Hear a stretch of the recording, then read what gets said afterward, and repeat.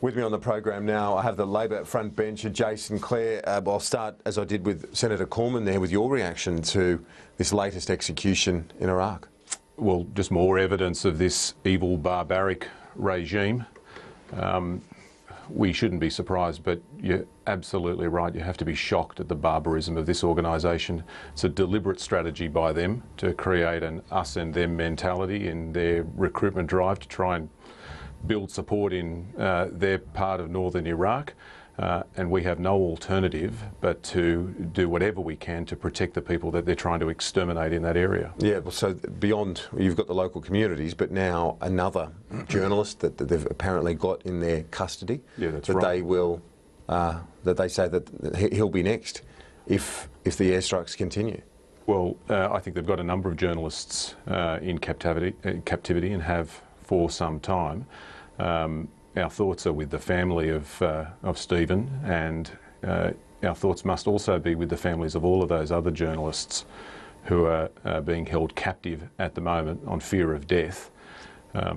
This is an extraordinary situation, and the actions that the government has taken so far are absolutely right, and that's why they have our support. And in that context, what's the best case scenario in your view as you look at that conflict zone? They've made huge gains across northern Iraq. Airstrikes won't be enough, will they?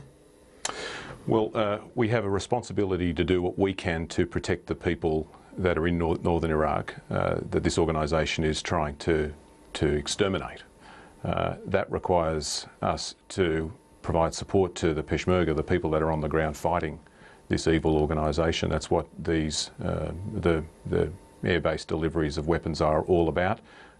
It's been asked for by the Obama administration with the support of the Iraqi government, and that's why I think the actions that the government has taken are correct. Okay, I want to move now to domestic politics and the repeal of the mining tax yesterday.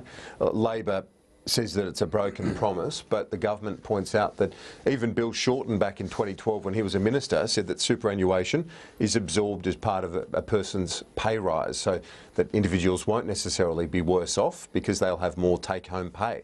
Well, first off, don't let them off the hook. This is a broken promise. Tony Abbott promised on 14 occasions that there'd be no adverse impact on people's superannuation. But they're saying there's no adverse impact because people will have more take-home pay. Well, have a look at the statistics in the Australian newspaper today. What it says is that someone who is 40 that earns $70,000 a year will retire with $19,000 less.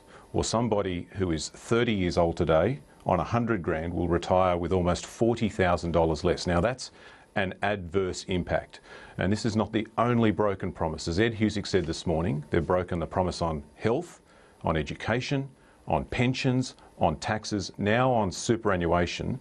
This is a pattern of behaviour from a Prime Minister that lied to the people of Australia before the election and is now breaking promises almost by the day here in Parliament House. And there are almost 9 million Australians who will wake up this morning and be awfully angry that this government has decided to cut their superannuation. Treasurer Hockey says that if people are angry, they should blame Labor because Labor didn't negotiate, that you weren't constructive when it came to what was one of the big ticket promises of the then opposition, the coalition in opposition.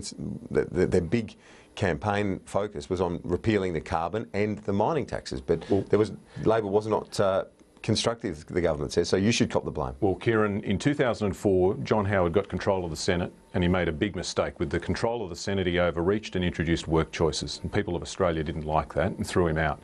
I think this Prime Minister, working with Clive Palmer, has overreached again. This is a big mistake. 9 million Australians are worse off. Because of a deal with a billionaire, 9 million Australians are going to be worse off. They're going to retire with less superannuation, and they're going to be awfully angry about it. There's now a big divide in this parliament. But just to clarify though, does Labor think that the super increase comes from a person's pay rise or not? Because if they've got more take-home pay, they're not really worse off, are they? In all cases, it depends on the negotiation between the employer and the employee. But we had this debate in the early 90s. Most Australians get it, that superannuation is essential for their retirement. The Liberal Party have never agreed. They tried to stop this in the 90s, just like they voted against Medicare, and now in the Parliament, they're trying to chip away at Medicare with a tax to go to the doctor, and they're stopping an increase in superannuation. This will only be resolved in an election. If people want more superannuation and they want to protect Medicare, they'll vote Labor at the next election. But if they want to pay a tax to go to the doctor, if they want to double the cost of university degrees, or cut the pension or cut superannuation, then they'll vote Liberal. Jason, Claire, thanks for your time. Thank you. And that's all we've got time for.